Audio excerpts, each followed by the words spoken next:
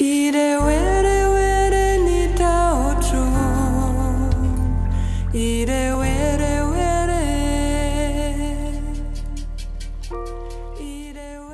and welcome to Conversations with Mother Earth, brought to you by Grounded Press. My name is Dana Petrovic, and each week my guests and I explore one aspect of Mother Earth and the gifts that she gives us. We also discuss why these gifts are so precious and why we should value them. We got you curious? Good. We love curiosity. Dear listeners, I am positive that today's topic is going to surprise you, as you probably won't have expected this subject.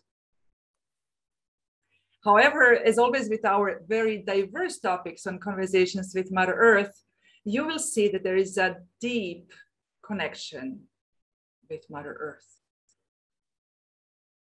Today, we will be covering the subject of tattoos. Yes, tattoos. And trust me, dear listeners, I'm going to learn as much as you on this conversation. And actually, chances are that you know way more than I do. Because I have never even considered getting a tattoo. Sorry, Roberto, but it's the truth. At the age of 16, my niece announced that she would like a tattoo. We fought tooth and nail to convince her to get her away from getting a tattoo. And we convinced her to wait until she turned 18, because then she is officially an adult and can do whatever she wants with her body. Today, she's 25. She still has no tattoos, but I learned along the way a bit more. I don't think I would pass any personal judgment if she chose to do so. So while researching about New Zealand, I discovered the deeply rooted tradition of tattoos within the Maori people. Going deeper, pun intended, I discovered that there is a big difference, for example, between Polynesian and Māori tattoos. But after reading more, I then discovered I wanted to know way more. So I reached out to tattoo tribes, and Roberto Gemori agreed to join us today. Roberto has been designing tattoos professionally for almost 2 decades. He, like myself, has always been fascinated by myths and legends from around the world, as they very often reveal the soul of a culture much better than the historical records. Among all of the arts, tattooing in particular is one that remains true to the roots of its people. And this is, of course, especially the case in Polynesia, where it is deeply related and interconnected to everyday life. So, Roberto, benvenuto. Welcome to Conversations with Mother Earth. Thanks a lot. Thank you for having me here. It's my pleasure. So tell us, what motivated you to become a tattoo artist? Well, I think mostly curiosity and chance, if you believe in chance.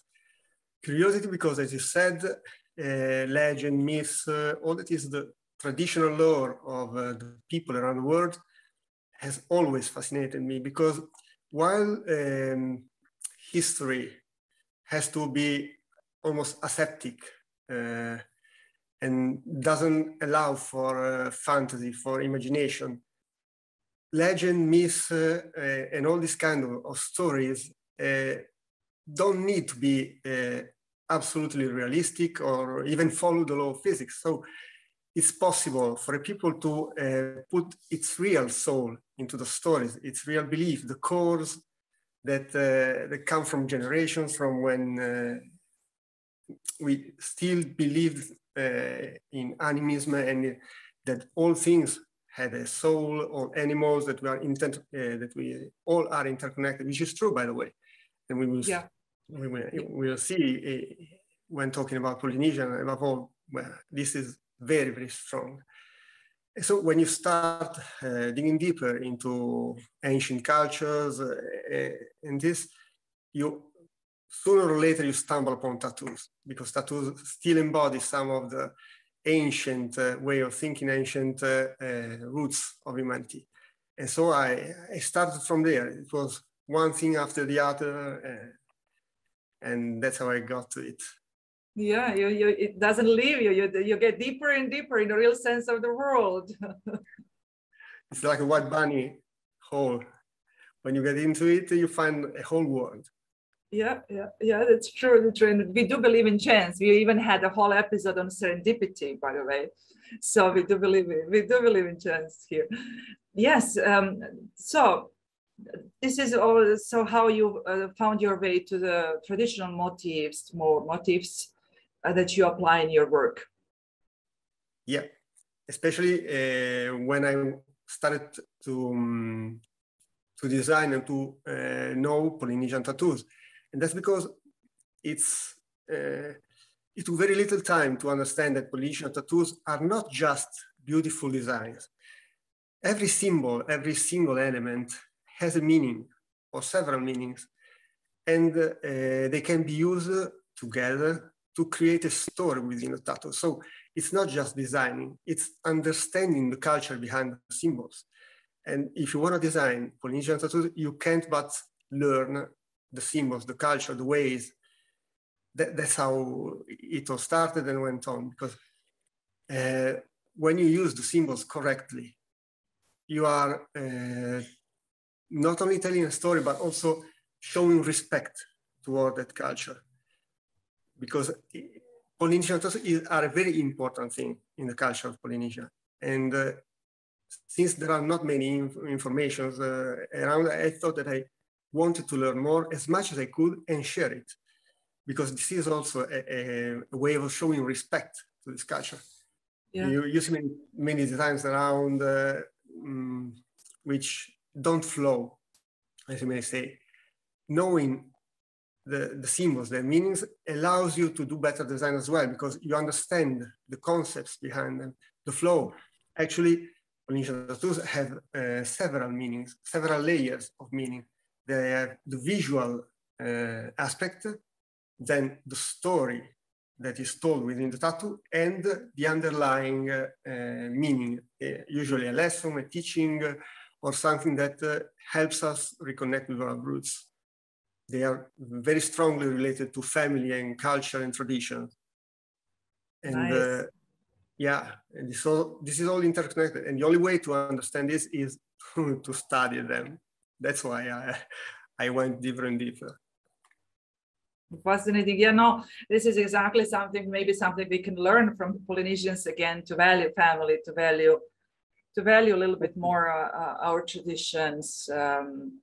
When we are younger, of course, we don't want to have anything to do with them, but of course, with time, we'll discover how much truth is and how much they ground us, because we talked about the concept of grounding in several episodes, one of them about health and breath, and like how important it is to be grounded, because it gives us stability, especially during the storms like COVID. Yeah. And actually, Polynesian people were awesome navigators. They explored the whole Pacific Ocean, which is, I think, 650,000 50 million square kilometers. It's immense.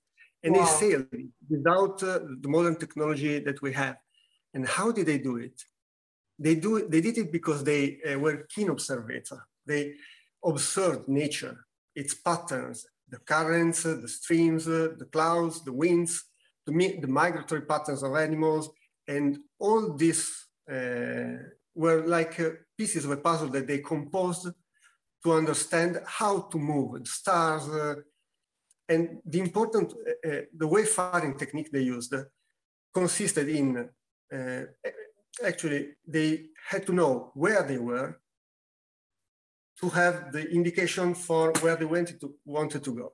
So knowing where you were and where you have come from is absolutely important in wayfaring and in Polynesian navigation. And this reflects in the culture. That's why they are so rooted. They value so much tradition, because looking at your past, where you come from, is necessary to understand where you're going. Yes, exactly. Exactly. That's a very, very good point. Exactly. Then we can get on our journey. Yeah, the observation has been so important in so many elements. It's exactly the reason, kind of the rationale behind the episodes or behind the conversations with Mother Earth, that we root ourselves in our life in Mother Earth again, and we observe, we see things again, because there's so much wisdom out there that we forgot about it. And fascinating also that you mentioned topic, there's a story. So I wonder if this is where the term reading you like a book came from, because theoretically you can observe somebody and read them like a book. Yeah, possibly.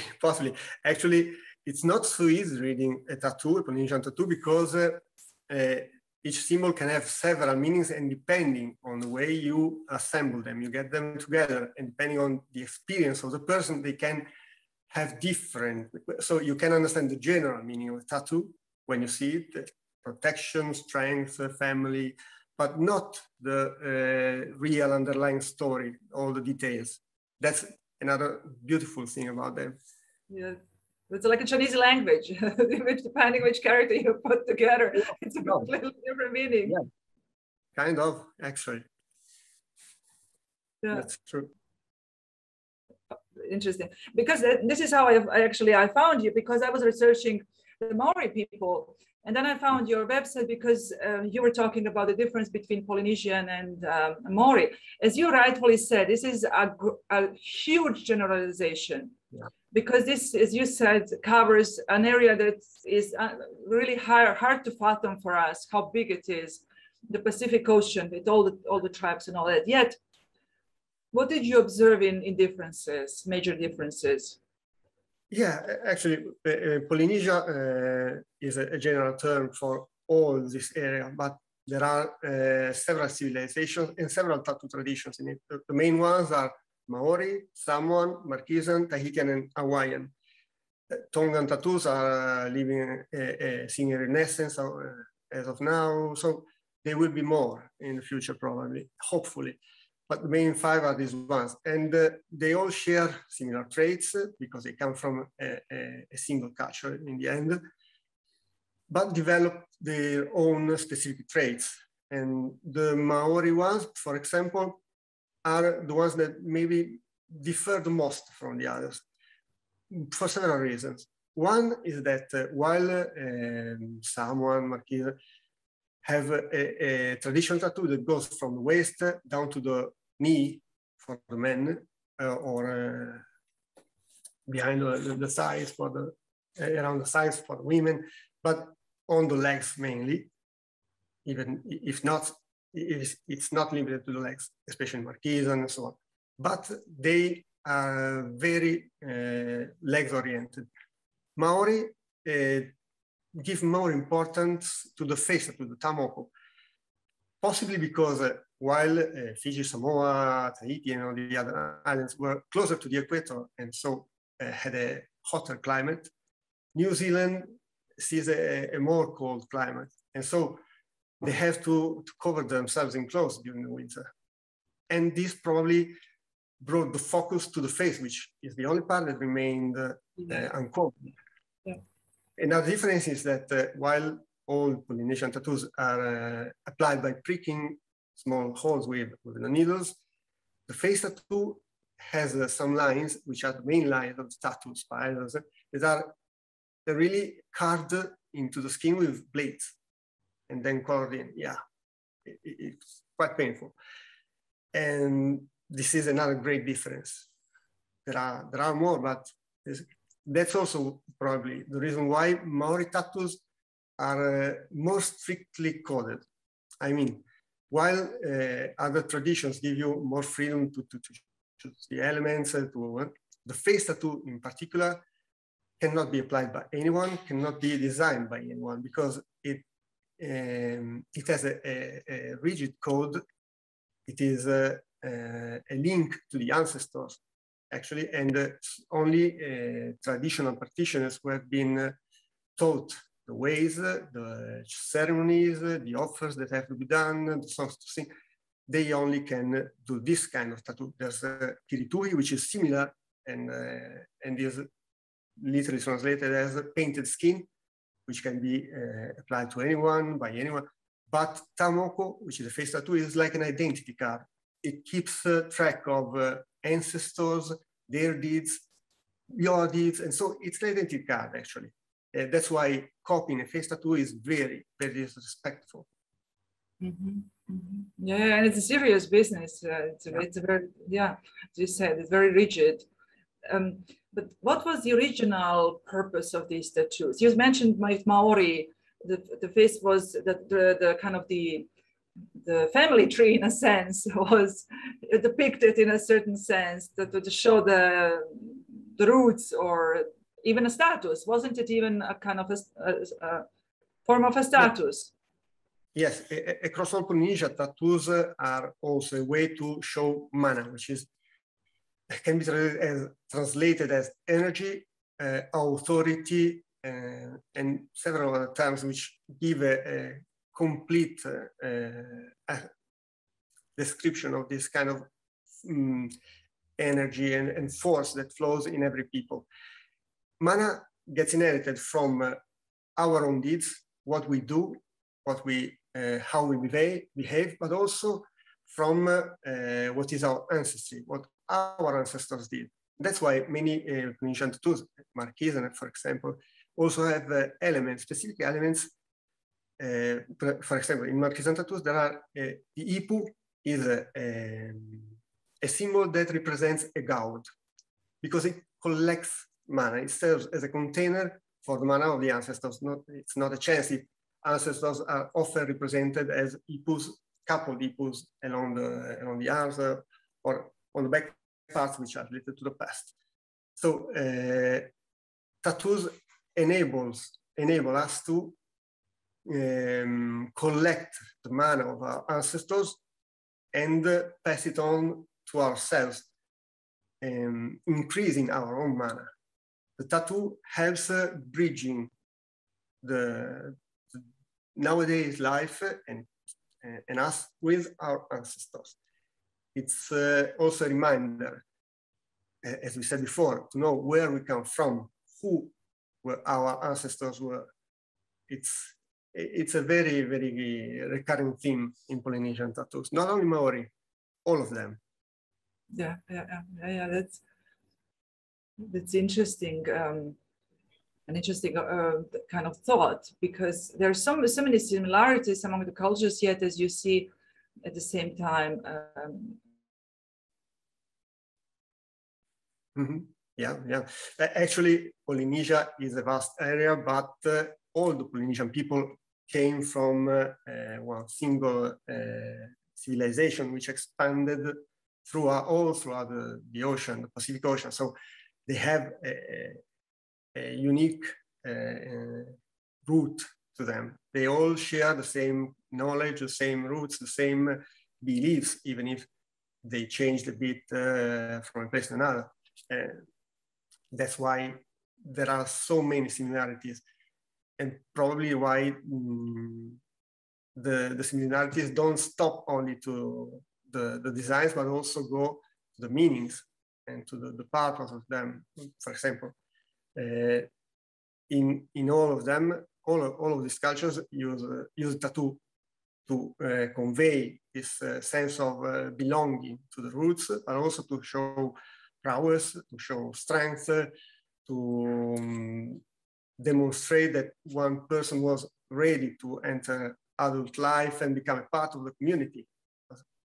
If you think about it, a tattoo applied this way was a painful one. So when the community, the puna, the leaders, the elders decided you were ready to get a tattoo, you underwent this process to show that you were worthy of their trust and worthy of entering the community. A simple example, in Samoa, it was far worse to have a tattoo, a traditional tattoo, unfinished than to not have it at all. Because if you can't stand the pain of a tattoo, you won't stand the pain in a battle, possibly, and flee away and leave your fellows in the battle alone. So it was a way also to show that you were ready to enter the community and be a part of it, an active part of it. The Samoan tattoo starts on the back of the waist with a canoe and spearheads. And the canoe is a symbol of where we came from, where they came from, in the canoe of the ancestors, but also a way to show that you are now ready to guide your own canoe, your family. Yeah, that's interesting, because you're also ready to show that you are ready to take you're ready for some sacrifices. You're ready to sacrifice your, how to say, being comfortable, and that you allow pain for the sake of your community. Yeah. We don't have, let's not forget that Polynesian cultures are strongly based on community and service. Service is a very strong concept in Polynesia. It's the main, a chief, for example, has to have several qualities which are often needed by a chief, and service is absolutely the first one. Yeah, well, they live also in tough climates. I mean, tough in a sense of, you never know where the storm is coming, from which side. It's you're always exposed to the sea and to of course, the whims of nature. So Mother Earth can be moody sometimes. They know that better than anybody else. Yeah, they knew, and they had a stronger connection to Earth. That's true, and we see it in the tattoos as well, because oftentimes there are animals and creatures included in the tattoos, and that's because, as we said before, there are 3 levels. So if we think about the whale, for example, which is a common theme in tattoos and in Polynesia, in the culture of Polynesia, the whale appears in the tattoo as a symbol, and normally it represents prosperity, of course, nurturing, but it also reminds us of stories and legends like the one of Ikea, where anyway a hero rode on the back of a whale to get back to shore or to find a new land. So this is the story that the tattoos reminds us. And below this, there's the meaning, which is almost usually that we are related to these creatures, to nature. We have to observe and to respect nature if we want to nurture, to thrive in it.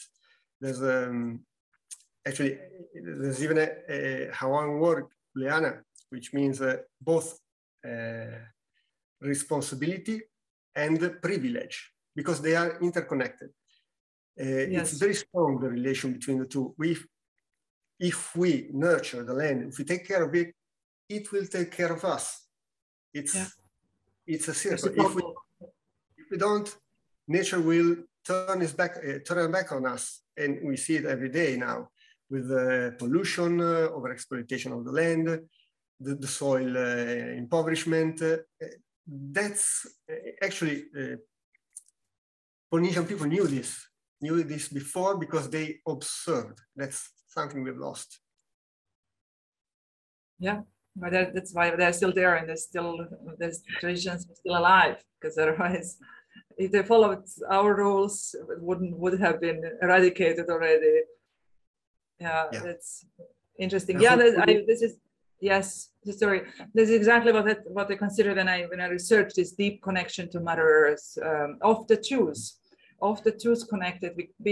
I have to admit to my own ignorance that I did not see that before until I really kind of started to research that, and it's fascinating what you're saying. It's truly eye-opening. Actually, there are even more levels, because we can think of tattoo as a sort of personal sacrifice, where the people sheds their blood with earth, because during the tattooing process, blood flew out of the tattoo and sinked into earth. So It was like giving the blood to earth and then putting earth in your body, because tattoos were made from burnt wood and nuts, and that soot was mixed with oil, and so it was natural elements getting into the body, and the blood going out of the body. So even physically, there's a connection between people getting tattooed and nature. And in someone, for example, ele ele is a word that means both blood and soil, which shows this deep connection. Or if you think in Maori, whenua is a word that means land, but also placenta, which means that we are born from the land. Land is really our mother. It's not just a way of saying. We are children of Earth in every sense. Exactly. In Hawaii, the Sky Father had a son with his daughter, and the son was still born. So they buried him, and while the mother was crying on him, her tears fell on the earth, and the taro plant grew. And the second son she had was the first man. So man and taro plant are brothers. We are brothers with plants. There are many legends that show this in Polynesia. It's a very, very felt and common thing. Yeah. Yes, very interesting that you mentioned, because this is, I mean, it's not surprising considering the level of iron we have in our blood and the iron in earth, for example. There's so many similarities, just as even if we take it from a scientific point of view, there's so many similarities, and of course, the deeper connection that we see. You mentioned at some point that you studied, and there is depending on how you read the story, there are several versions of it, yet at the same time, how you apply, for example, the Māori tattoo is very rigid. So this is, for some artists have more freedom to do their art, but you, since you have chosen a traditional art, you are more bound by rules, aren't you? Well, yes and no. Yes, in the sense that there are rules and there are elements which can be used and others which cannot. For example, you can see the elements of a tattoo as being tapu symbols or noa symbols. Tapu means sacred, and those symbols can be used only by traditional practitioners with allowance from the elders and so on. While noa are other elements which can be used by everyone. For an example, a small triangle, which represents a shark tooth, is a noa symbol. You can use it, you can apply however you want, but specific combinations of this symbol create specific patterns that cannot be used by anyone, because maybe represent the sacred mountain of a family or some achievement of that specific family, and so only them have are allowed to wear that particular combination. This may limit a bit the choice, but not so much, because if you think of all the symbols as colors in a palette, by mixing the colors, you can have as many combinations as you want, even if the number of color you have initially is limited. And the same happens with tattoos. You have the symbols, but by combining them, you can design all kinds of stories and all kinds of patterns. So it's not so limited. It's not so. You're not that limited. You have a wide palette of options. Yes, very wide, very wide. Actually, there are lots of symbols. As vast as the Pacific, vast Pacific Ocean. Yeah. Yeah. But when you talked earlier about, I was trying to picture this while you were talking about how the soot was used to mix the tattoo color and all this. Back then, they didn't have our highly developed needles and technology that we have today. How was it? Tell us more about it in detail, about how was the tattoo ink applied and how was it mixed and applied back then? Yeah, the ink, of course, was natural, and they got it from burnt wood and nuts, roots in some kind, adding herbs to give it a specific tone. And the soot that they collected from the bottom of the recipient, they placed over the fire, was then mixed with oil, maybe shark oil sometimes, to get to the right texture, which is not too liquid nor too solid. And that was the ink that was applied. In the case of the face tattoo, for example, after the lines were etched, the ink was applied to enter the injury, the sign. When applied with needles, the needle was dipped in the ink and then applied, as we do now. They used a mallet to strike on a stick that had the needles at a right angle on one point, at one end, and by striking the needles entered the skin. It's true that they didn't have the same level of technology that we have now, but they were quite advanced. Actually, a tattoo artist had a whole set of needles. It was not just, I mean, in some cultures, as in the Philippines, for example, there are still some tattoo traditions that use a lemon thorn to apply ink, which is mounted on a stick and goes puncturing the skin. Polynesian tattoo artists had a whole set of needles. They were made of bone, of tusks, of seashells or turtle shell. And while they could go from one point to several ones, all aligned in a row, arranged in a row. That's because, given the high geometricity of some Polynesian tattoos, you had to be able to draw straight lines. So if you have several needles in a row and go puncturing and then go on following the holes you already have, you then draw a straight line. They have several tools for all kinds of patterns to make it easier to draw them onto the skin. They were actually quite skillful with needles. Wow. I mean, I have to admit, I did Vince, and the listeners, I'm sure you did Vince a few times.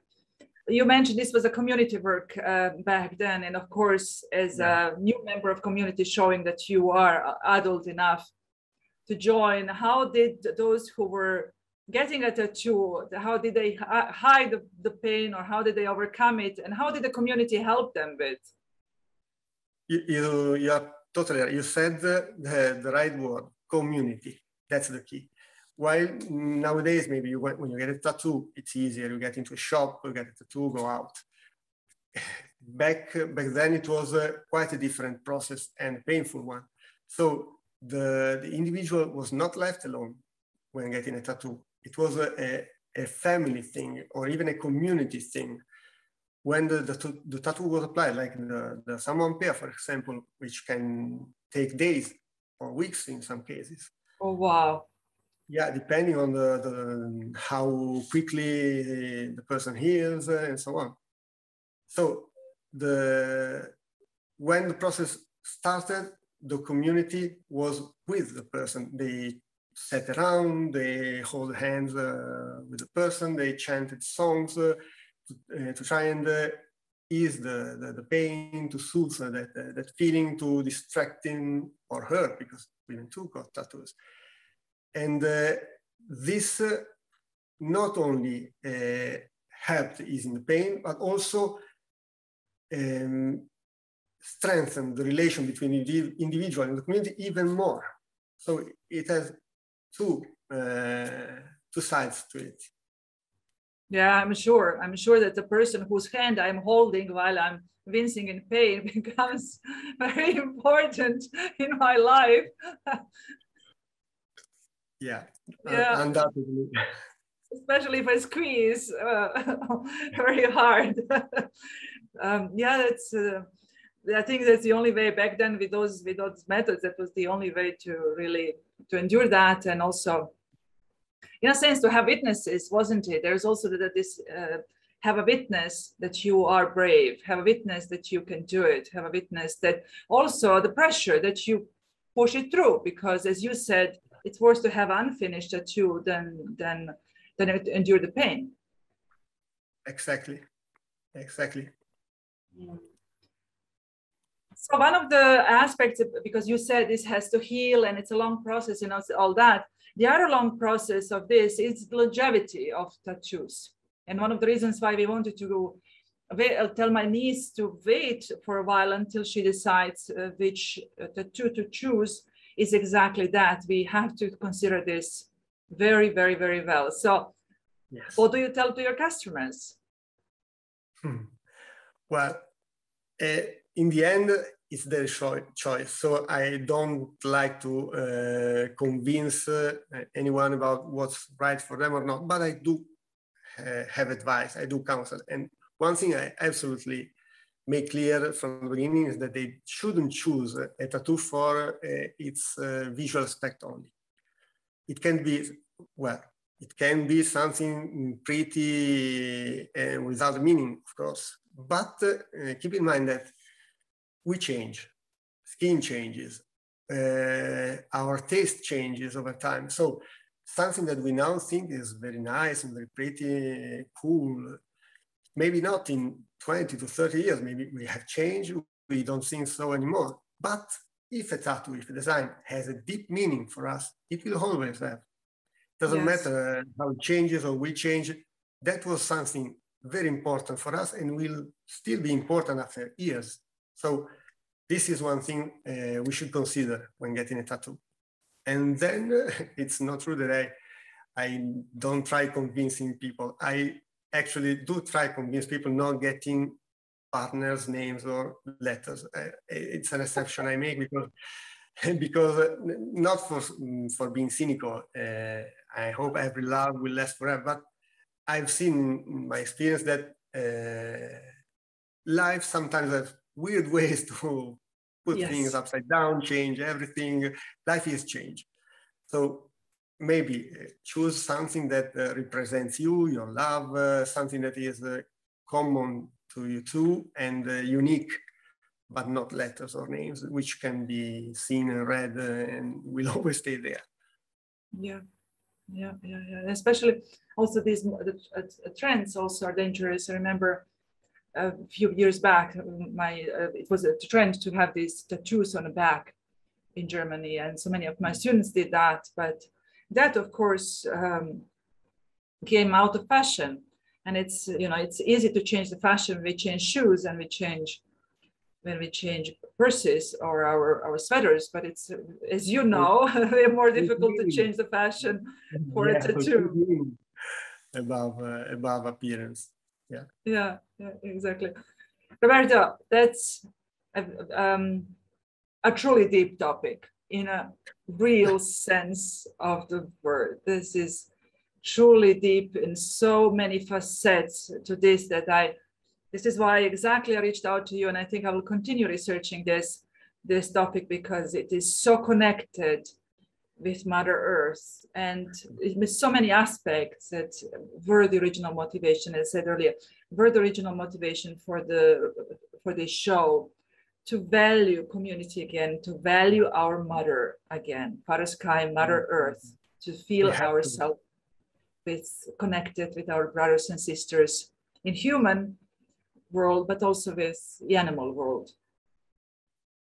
Yes, actually, just in Polynesia, the connection in Hawaii, for example, there's a symbol of lokahi. It's 3 triangles, 2 at base and 1 on top, and they represent the world of man, of spirits, and nature, and they are all connected. They can't be one without the other. And the space in the middle, which remains blank, is light coming out of darkness. It's all connected, and we come from darkness into the light, but every single aspect must be represented.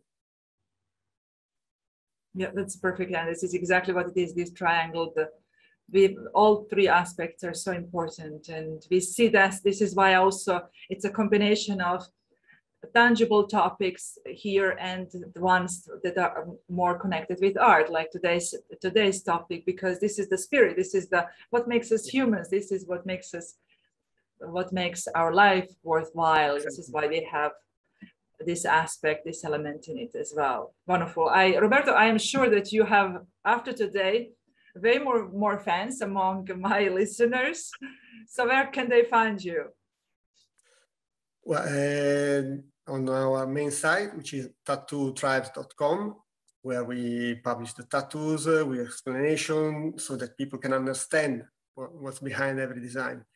And we also have Polynesian tattoosymbols.com, where we publish articles about the symbols, the specific symbol each month, about their meanings, and they can just check them out and learn more if they are interested. It's a good source, because this is how I found you, and it's really a good source of information. Okay. It's a good start. Thank you for joining us today, Roberto, and especially for showing how the connection with Mother Earth can be expressed, or again, pun intended, etched deep within us in a different art form. Thanks so much for having me. It was a real pleasure. As you can see, dear listeners, Mother Earth is an inspiration for many art forms, even the permanent ones that adore our bodies.